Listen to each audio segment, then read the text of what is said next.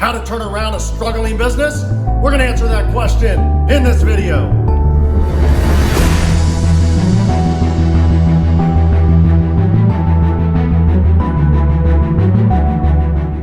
Okay, we're filming this video on June 6, 2020, and I want to take the time first to remember and thank all our soldiers and our entire military for their service and dedication to this country, for making it such a beautiful thing that we all get to enjoy because of their sacrifices and their service. So without saying more, God bless and thank you very much for your service. If you're watching this in your military, I personally salute you. Thank you.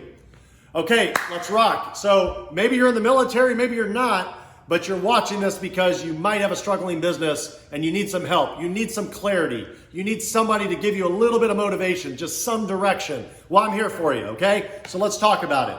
Let's think back. I like to use the example of D-Day, right? June 6, 1944 in Normandy. And I want you to think back to those days about what made the Allied forces win that battle overall. Why did we come out on top, right? Why did we become the triumphant ones? Why was that? I'll tell you the main reason why. Besides the fact that we had great aircraft, great military, great leadership, that's great. But I'll tell you the key factor, the key driving force that made it succeed, that made that entire invasion of Normandy when we stormed the beaches successful, was our relentless persistence and resilience to push forward. No matter how hard it got. If you haven't seen the movie Saving Private Ryan, you'll know exactly what I'm saying when I say watch it. Now, it's very gory, right? So it's not for kids. Make sure that you're really prepping your mind if you're going to watch that movie, because it's a very painful movie to watch. However, it's going to paint the picture of what I'm talking about. You've got the boats pulling up, they're getting ready to dock, and you got the soldiers coming out. The second they're coming out, they're getting clipped, right? They're getting shot up and killed. And you're seeing soldiers that are looking left and looking right, seeing their brothers and sisters in the military just drop like flies dead, but they kept pushing forward. And that's the biggest takeaway from this video, okay? Is the fact that these people, no matter how hard it got, no matter what was going on around them, knew what the mission was. The mission was to win, to survive. And they kept pushing forward. And in the end, we know what happened in history, right? We won. So now let's apply that to your business. Let's apply the fact that you're struggling to your business, okay? What makes all these people, can you ever wonder why there's a lot of struggling businesses that are out there and they sell them for next to nothing. They just want to get out when the going gets tough, or they don't have enough help, or whatever happened that made it go south. They just want out and then they sell it for peanuts, right? Like compared to what it's worth, they don't sell it for a lot. Have you ever wondered like who these buyers are a lot of times that come in and buy them? A lot of them know how to buy a business, in a sense like a car, fix it up and resell it and make a ton of money.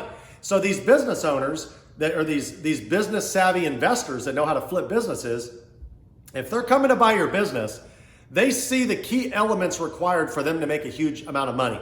But they know how to do something. They've got a skill set that you don't have. And maybe I can share some of that wisdom with you, right? One of their skill sets is they might have a lot more resources, a lot more people behind them to turn around the staff, right? They see a lot of leaks in the ship and they say, well, wait a second here. You know, the reason this business isn't succeeding is if you look at their sales numbers, they're down. But why are they down? And they start diving into that. They start looking at a dozen different reasons and they're like, geez, we can fix that. And once they fix those issues, it's like fixing up a broken car. The car starts running again, right? And that's all you need to do with your business. So if you're the kind of person that's like me with my businesses, I'm super stubborn. If they're starting to struggle, if they're starting to get tough, I elevate. I'm like, I'm stepping up a notch. Why?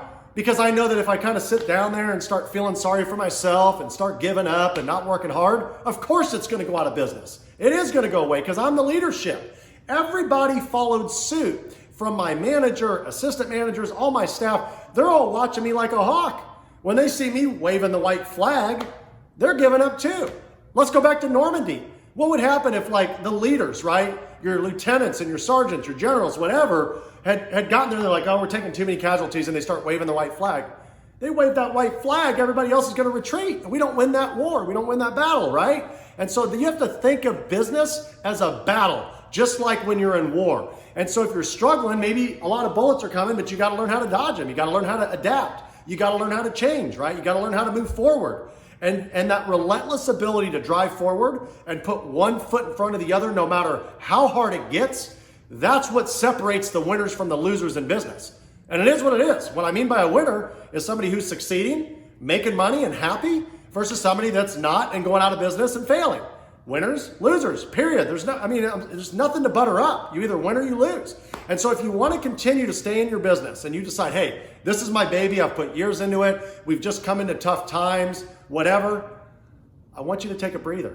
I want you to take a couple steps back, and I want you to reevaluate your entire business. Because as Marcus Lemonis says it, the guy that does The Profit, the show The Profit, he always preaches about three things that make a business: product, process, and people. If you just look at it from that and you start dissecting what all three of those things, you'll start realizing where your faults are. So you look at your products. Are your products the best they can be? I mean, if you're a bakery, I've seen them go into bakeries and stuff like that and completely turn them around, right? Well, maybe they're not making their food as tasty. He'll taste it and be like, this is terrible. Or he'll say, this is great. So he knows the product is great, so then he'll go to the other two. Well, must be the people, must be the processes, right? So then he goes to the people. Okay, let's get the staff all lined up, right? And he starts lining up all the staff, and he starts, asking questions and things like that. And he starts saying, oh, wow. Well, we got two brothers running this company. All they do is fight every day. And then all the staff witnesses that, and they see that, and that's just a demoralizer, right? The staff's just like, there's no real leadership here. The owners are always fighting, and they're just kind of biding their time. They got to make a living, so they're there, but they're not happy. They're not working effectively and as efficiently as possible because they're so mentally beat up by what they're observing the leadership doing, right? Could you imagine a war if there's generals arguing about what we should do? The soldiers would be scratching their heads going, what do we do here, Sarge? What do we do? Are we supposed to charge or not? Are we supposed to retreat? Because he says retreat and you say charge, right? It's a really difficult situation to be in. So it comes down to that, right? Product, people, processes. Maybe you've got a business that you've never taken the time to set up ironclad written processes where everybody needs to follow set routines and standard operating procedures. If you've never done that, maybe your business is in chaos and you're wondering why. So you get these savvy business owners like Marcus, and I mean this in the best regard, a total compliment, but he's smart, right? He's a shark. He knows how to come in, recognize value. He's like, I can turn this around. I can change the product, or I can change the people, or I can change the processes, or a combination of them.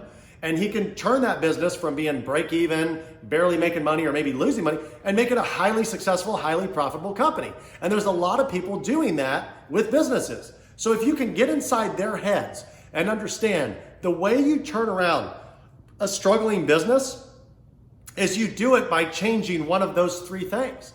You either got to change your products, improve them, maybe carry a different product line, add to your existing product line. Maybe what you're carrying is obsolete and there's new products in your industry that you should be carrying. And I don't know, you're being too stubborn or whatever the reason is, you just haven't gotten into the new stuff. Maybe you're old fashioned and you don't like change.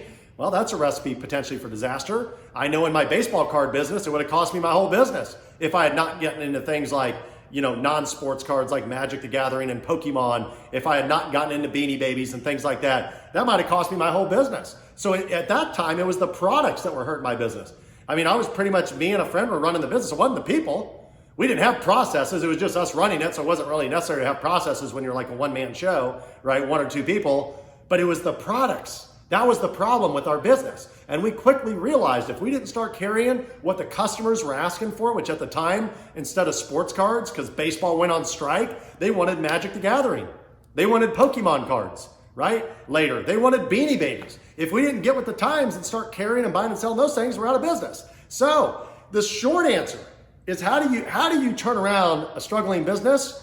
You look at those three things. You look at your products, see if you can add, delete, whatever it takes. You look at your people, see if you can get better people. You might have to make some layoffs. You might have to make some cuts because of controlling expenses, or maybe people, just aren't performing as well as others could if you brought in, fresh new blood into your business, right? Some people are excited when they start working for a company. Maybe you got people working there for 5 years that are just not excited to be there anymore. They're poisoning your business. And maybe it's the fact that you don't have good processes, and those are causing inefficiencies and things like that. So understand that a struggling business, how to turn it around ultimately as the business owner, as a person in charge, ultimately comes down to you, okay? And you've got to put in the work. If you're not putting in the work, if you're kind of sitting back, if you're one of those leaders that likes to watch and direct traffic and let everybody else do the work and sit back, well, you're not leading by example. And if you want to really motivate staff, go grab those boxes yourself and start moving them in front of your staff without asking, and watch what they start doing. And if they're not going to help you, say, oh, wow, I guess we need to start helping them move in those boxes. Or, hey, boss, can I help you with that? You know, if you're not getting that kind of cooperation, maybe they're not the right people, right?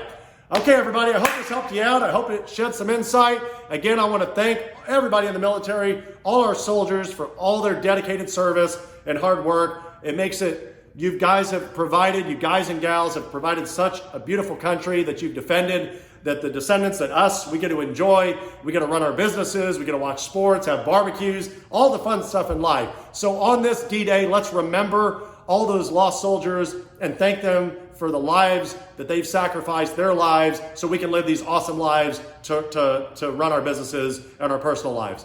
Okay, everybody, so I hope you found this video helpful. If you did, please like it, please share and comment, and I would love it if you subscribe so I can keep delivering you videos. Remember, in life, personal or business, just like Normandy, just like in D-Day, it's not easy. And when the going gets tough, push forward, never give up, keep pushing, and be the hustler.